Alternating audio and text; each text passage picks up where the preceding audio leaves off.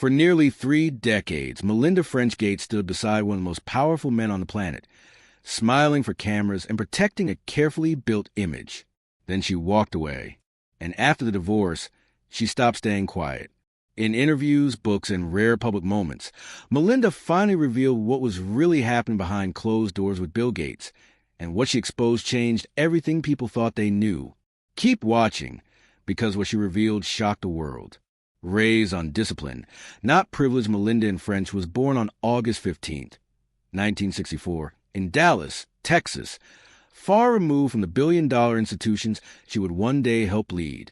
Her childhood unfolded in a household defined by structure, expectations, and shared responsibility, where curiosity was encouraged but discipline was non-negotiable. Her father was an aerospace engineer whose work contributed to the Apollo missions, helping send Americans to the moon, and precision was simply a way of life in his world. Planning mattered, details mattered, and those values shaped the household. Her mother stayed home and set the rhythm of family life, creating a sense of stability built on routines, values, and quiet accountability.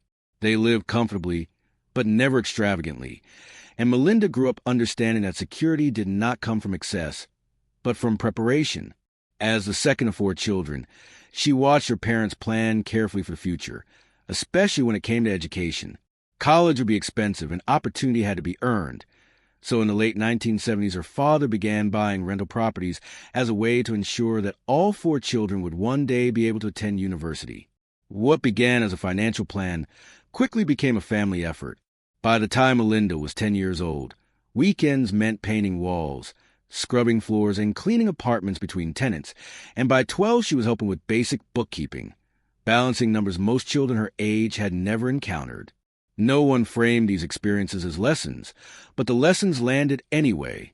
Responsibility felt lighter when everyone shared it, and independence was not something you claimed, but something you built through effort. Each apartment cleaned represented tuition saved later, and each ledger balance showed her how planning created possibility. Without lectures or speeches, she learned that security came from competence and that freedom was earned through discipline. Those ideas rooted themselves deeply and followed her as she moved into her teenage years, quietly shaping the way she would approach every major decision in her life. Around that same time, something arrived in the French household that would quietly alter Melinda's path forever. In 1977, her father brought home an Apple II computer, a rare sight in most homes and an object that instantly captured her attention. At 14, she began using it to track rental records, and the slow blinking cursor pulled her incompletely. She started teaching herself how to code, typing commands again and again, experimenting until simple programs responded to her ideas. At a time when very few girls were encouraged to touch technology, she found comfort in the machine's indifference. It did not care about her age or her gender. It responded only to logic, clarity, and persistence, and she loved that. Hours disappeared as she wrote small scripts to solve practical problems. And through that process, she began to feel that technology could bring order to complexity and clarity to chaos. That feeling stayed with her, growing stronger as she enrolled at Ursuline Academy in 1978, a school known for its academic rigor and one of the first in Texas to introduce computers into the classroom. There, she gravitated toward math and science, finding computer science both intimidating and exhilarating, and each project pushed her deeper into a field that already felt familiar. When she graduated in 1982 as valedictorian, she carried more than top grades with her. She carried a quiet confidence that technology would shape the future and a certainty that she wanted to be part of building it. Learning to compete in a world not built for her, when Melinda arrived at Duke University in 1982, every lesson from her childhood came with her, though nothing fully prepared her for what she encountered inside those classrooms. She entered as a bright, disciplined student with a deep love for technology, but quickly found herself in an environment where confidence was often louder than competence, and where she was frequently one of the only women in the room. In her early computer science classes, male students shouted out answers with ease, sometimes interrupting lectures with an unshaken certainty that made the space feel competitive rather than collaborative.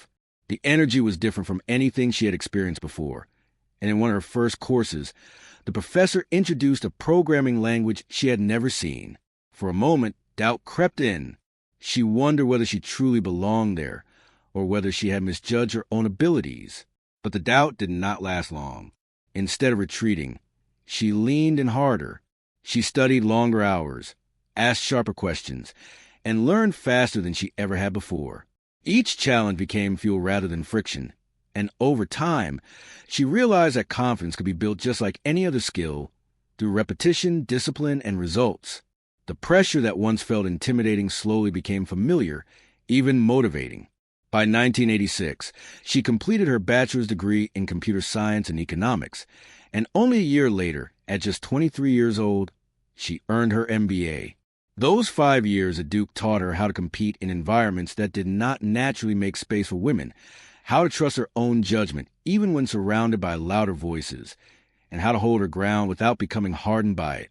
Long after graduation, she would return to Duke as a board trustee from 1996 to 2003, closing the loop on a place that had tested and sharpened her in equal measure. Alongside her studies, Melinda spent her summers at IBM, where she was exposed to the inner workings of a massive technology corporation. The work was demanding, structured, and methodical, and she absorbed everything she could, learning how large teams collaborated, how complex software systems came together piece by piece, and how corporate decisions rippled across entire organizations. For a young woman in the early 1980s, those internships were rare opportunities, and she understood their value. She learned multimedia tools, sharpened her coding strategies, and developed a deep respect for teamwork and execution. Living frugally in dorms during those summers, she imagined where this world of technology might take her, and for the first time, she could see multiple futures unfolding in front of her. After her second IBM internship, she received a full-time job offer. It was a safe path, the obvious choice, the one her parents and professors would have supported without hesitation. IBM was stable, respected, and powerful, and the career trajectory was clear. Accepting the offer would have guaranteed comfort. But during her final interview, something unexpected happened. Her hiring manager encouraged her to consider another company, one that was smaller, riskier, and far less established at the time. That company was Microsoft. The suggestion unsettled her. Moving to Seattle felt daunting, and starting over in a younger company with big ambitions, but fewer guarantees did not feel safe. Yet the idea lingered. She had never been drawn to comfort for its own sake. What she wanted was growth. So in 1987, she turned down IBM and chose Microsoft instead, a decision she would later describe as the moment everything changed. Building power quietly inside Microsoft, Melinda arrived at Microsoft in August 1987 as a 23-year-old product manager with a fresh MBA and a quiet determination to contribute something meaningful. She was not loud, flashy, or interested in attention, but she understood systems, people, and execution, and those skills quickly set her apart. Her early work focused on multimedia products, a frontier that was still new and largely undefined. One of her first major projects was Cinemania, a movie guide released on CD-ROM in 1992 that blended film clips, trivia, cast information, and interactive features in ways most users had never seen before. The product sold more than 200,000 copies in its first year, proving that digital entertainment could be both functional and engaging. That success opened doors, and soon after, she led the team behind Encarta, a digital encyclopedia launched in 1993 that would become one of Microsoft's most influential consumer products. Encarta combined text, photos, audio, and video into a single interactive experience, and by 1995, it had sold over 1 million copies worldwide. Families used it for homework, schools adopted it for classrooms, and computers across the globe carried a product shaped by her leadership. Alongside these wins came failures, most notably Microsoft Bob, an ambitious attempt to make computers more approachable through a virtual house interface. The idea was ahead of its time, but the hardware wasn't ready, and the product struggled before being discontinued. Rather than derailing her, the experience taught her how to absorb failure without internalizing it, and how to keep pushing bold ideas even when outcomes were uncertain. By the early 1990s, she had risen to general manager of information products, leading teams of more than 100 people and helping push Microsoft's multimedia market share close to 90%. Her influence grew quietly but steadily, and her decisions shaped software used daily in millions of homes. During the same period, something personal was unfolding behind the scenes. In 1987, she and Bill Gates began dating, keeping their relationship private due to workplace rules. For 3 years, they built a partnership grounded in shared curiosity and intellectual respect. And on January 1st, 1994, they married on the island of Lanai in Hawaii in a small ceremony with just a handful of guests. She entered that marriage with intention and independence, negotiating a strong prenuptial agreement that ensured she would be an equal partner. It was a quiet but powerful signal, one that reflected the same self-assured discipline she had carried since childhood. By 1996, Melinda stood at another crossroads. She was 32 years old, running massive teams inside one of the most competitive companies in the world, and preparing to start a family. She could continue climbing higher, or she could step away and redefine what success looked like. She chose to leave Microsoft. That decision closed a 9-year chapter in which she had helped shape the consumer face of one of the world's most powerful companies and opened a door to a new life that would eventually pull her toward philanthropy, power, and a reckoning no one could yet foresee. Building a global empire of giving when Melinda stepped away from Microsoft in 1996, it did not feel like an ending so much as a quiet pivot. She had already accumulated enormous wealth through stock options as Microsoft's share price soared, and she suddenly had something few people ever received so early in life: the freedom to choose what mattered next. Rather than retreating to private life or focus solely on raising her children, she began redirecting her energy toward a different kind of system, one built not around software or markets, but around people. The philanthropic work did not begin with a grand announcement. In 1994, Melinda and Bill created a modest entity called the William H. Gates Foundation, initially focused on health and education. It was followed by the Gates Library Foundation and the Gates Learning Foundation, each addressing different gaps they believed technology and education could help close. In August 1999, those efforts were merged into a single institution that carried both of their names, creating what would become the Bill and Melinda Gates Foundation. At launch, the foundation's endowment stood at roughly $17 billion, mostly in Microsoft stock, a staggering sum even by the standards of large nonprofits. In January 2000, Bill added another $5 billion, instantly transforming the foundation into a force capable of reshaping entire systems rather than simply funding isolated projects. With that scale came a new philosophy, one that reflected Melinda's background in technology and execution. Giving, she believed, should be measured, evaluated, and refined just like software. Even before most households had reliable internet access, Melinda was thinking about who would be left behind. In the mid-1990s, she supported an initiative known as Libraries Online, which placed computers and internet access into public libraries across the United States. Between 1995 and 1997, the effort delivered millions of dollars in software and support to hundreds of libraries, and by 2000, more than 10,000 libraries had benefited. For many low-income families, seniors, and students, those machines represented their first interaction with the digital world, and Melinda saw firsthand how access could change lives. As the foundation expanded, so did its ambitions.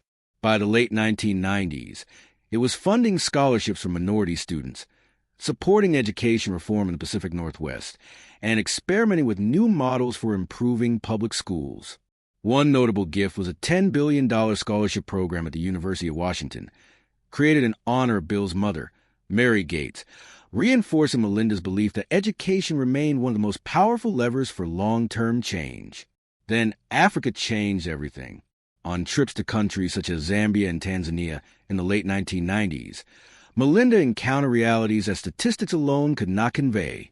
She walked through understaffed clinics, met mothers who had lost children to preventable diseases, and saw families travel hours for basic medical care.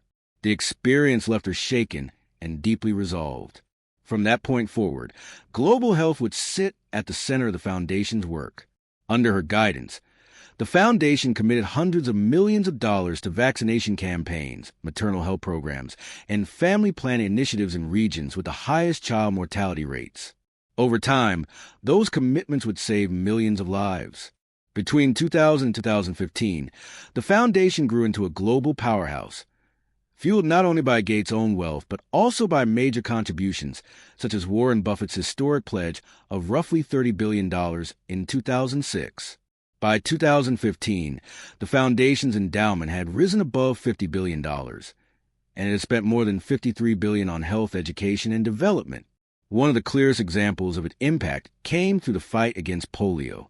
Working with global partners, the foundation helped vaccinate more than 100 million children across countries, including Pakistan and India. In Pakistan, annual polio cases dropped by more than 90% between the mid-1990s and 2015, and in India, the disease was declared eradicated in 2014. These were not abstract wins.